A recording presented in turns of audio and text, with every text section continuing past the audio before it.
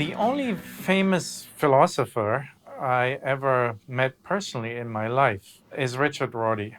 And I was deeply impressed by meeting him. I had already been kind of a fan of his work, and his philosophy has deeply influenced me. But even more so, I found him like an extraordinary, sympathetic, and I found Richard Rorty to be an especially impressive person, not just academically, not just philosophically, but also personally. One of the occasions I met him was at a small conference in Moscow. And I distinctly remember there was a small group of people and we had the chance to chat with him. And the topic was about the situation of academic philosophy today. This must have been probably more than 20 years ago. And he was saying that, in order to justify our existence, our meaning academic philosophy departments, or humanities departments, because he's actually in a, I think, English literature department.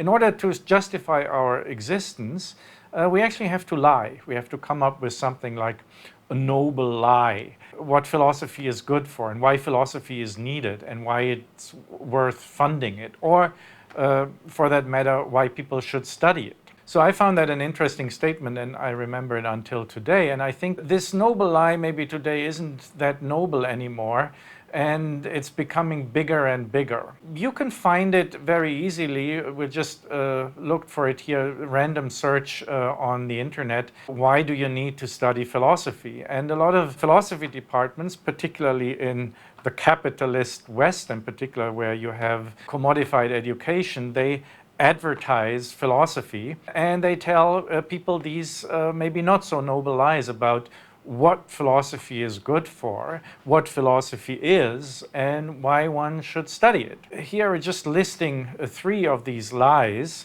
All these are taken from the website of Drexel University, and they have this page on top 10 reasons to study philosophy. And reason number 1 is prepare for success in a wide variety of careers. And number 3, gain higher earning potential. So these are kind of obviously commercial language, obviously advertising language. I think it's simply also not true, because on the one hand, I very much doubt that particularly studying philosophy leads you on a path to making more money. Doesn't mean that some people with a philosophy degree making money, but probably not precisely because I studied philosophy. Also, secondly, I don't think it's something that, is primarily oriented towards opening a wide variety of careers for people. I certainly do not think that this is a prime function of philosophy. Second reason, interestingly, they list here is number 4, be a valuable discussion partner. So this, I think, is also a lie or a misunderstanding of the function of philosophy, that philosophy somehow makes you a good public speaker. It's a little bit connected, though, to the history of philosophy, to the sophists in early Greece. And this is somehow the idea which already Socrates criticized, that somehow philosophy helps you to be very opinionated and express what kind of opinions are somehow opportune to express at whatever situation, so that you can have success and that you're regarded as a valuable discussion partner. So again, I think that is not really a major characteristic of philosophy, and it's also not a prime reason why to study philosophy or why to do philosophy. And the third reason, I think, is probably the biggest lie. In the list of Drexel University, it's number 7, understand ethical principles and their applications. And they make this a little bit more precise by saying philosophy is helping us to recognize and respond to ethical issues in the real world. So this somehow implies that philosophy makes you a better person, and by extension, that philosophers are better people. This is actually proven to be wrong by empirical research recently. A colleague in the US, Eric Schwitzgebel, we put the links in the description, has made, I think, 2 empirical studies and found out that philosophers, in particularly people specializing in ethics, are, surprise, surprise, not better people than just anyone else. Beyond Schwitzgebel, there are also some additional studies that basically showed the very same thing. if philosophy is actually not making people necessarily ethically better, nor is, the best way to make a lot of money, what is philosophy actually, and what is it good for? I like to give 3 reasons what philosophy actually is and what it actually is good for. And the first reason is related to a short story that happened to me while I was still in Canada and teaching philosophy there. I was playing soccer, so after the soccer match happened to be one of my teammates' wife around, and we just had a short small talk. And she asked me what I was doing, and I said, I'm teaching philosophy here at the local university. And then she said, oh, that's interesting. I took a philosophy course as well once. And then I asked her, oh, did you like it? And then she said, no, I did not like it. And then I asked her why she didn't like it. And then she gave the following reason. She said, I remember this very distinctly, because it questions religion.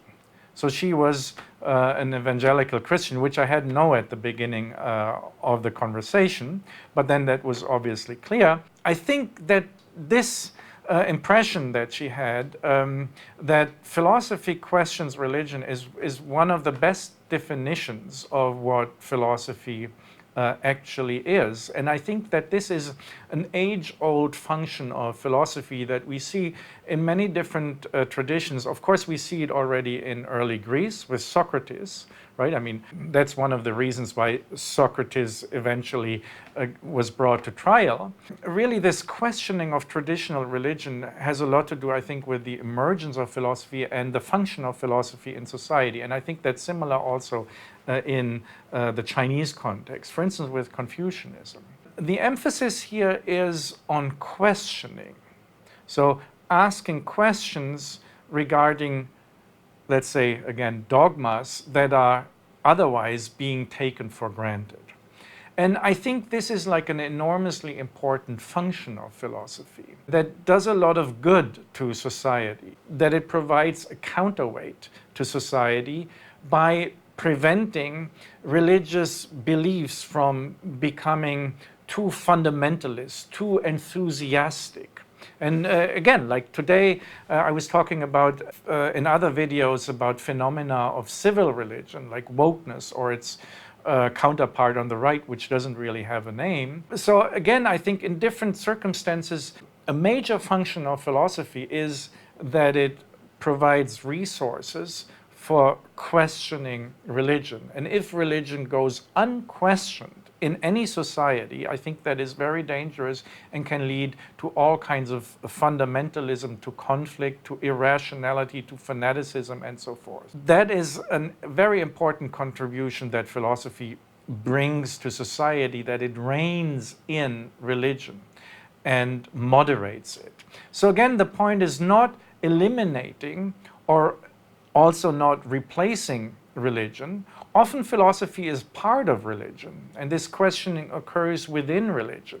So it's not necessarily something that is opposed or something that is incompatible with religion. I think we can see this even today when we have like fundamentalist religious countries, whatever, Islamist countries, right? There is very little philosophy there, and there's little tolerance for philosophy there. And maybe with the same thing also in the American Bible Belt, right? Where we have a lot of fundamentalist evangelicalism. Now, a second characteristic of philosophy that defines it and that also shows what it's good for is coining concepts. And here I'd like to quote again Hegel from a famous quote here from the preface of the Outlines of the Philosophy of Right, very famous, where Hegel says, "As for the individual, everyone is a son of his time.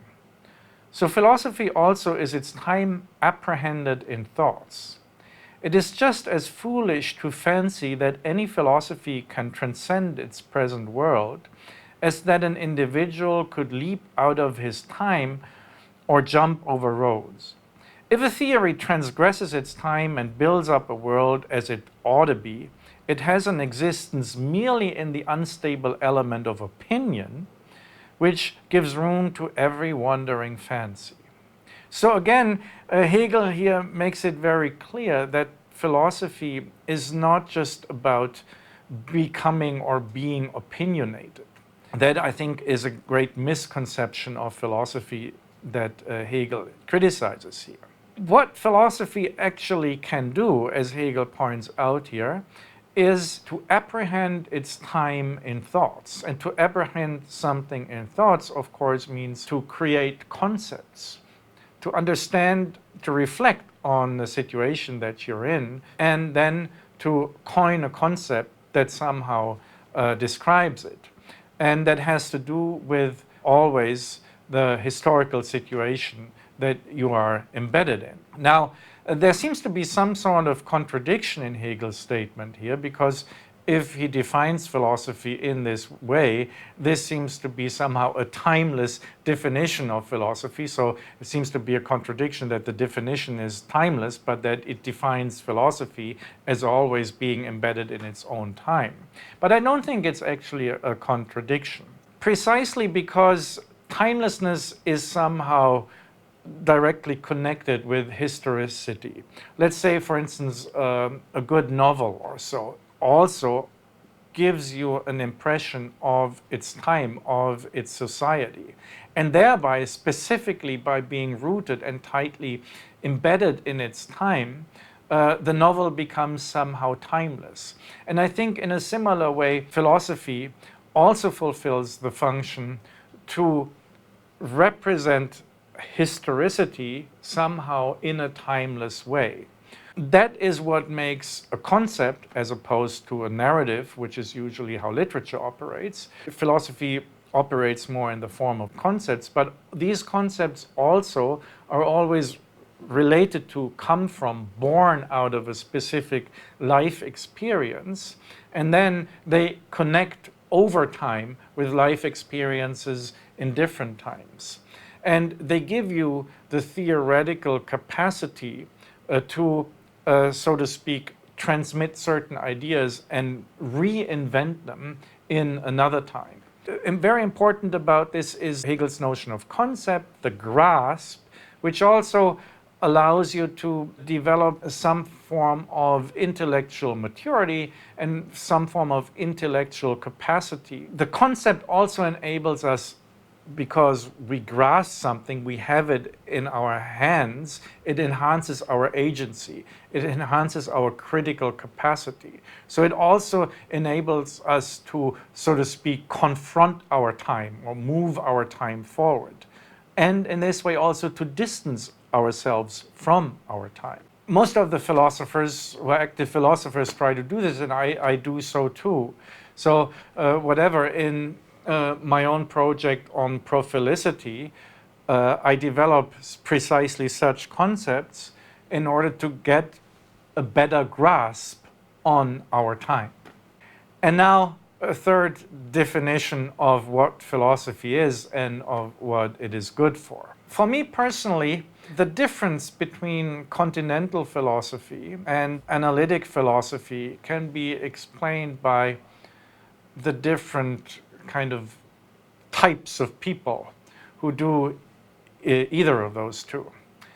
So I like to understand continental philosophers, and I see myself in that very tradition, as something like failed writers or failed poets. Some people who don't really manage to write a good fictional book, and then they resort to philosophy. And in a very similar way, I like to think of analytic philosophers as failed mathematicians or failed scientists, as some sort of nerdish types who are maybe not good enough in math or in physics to make a career in that field.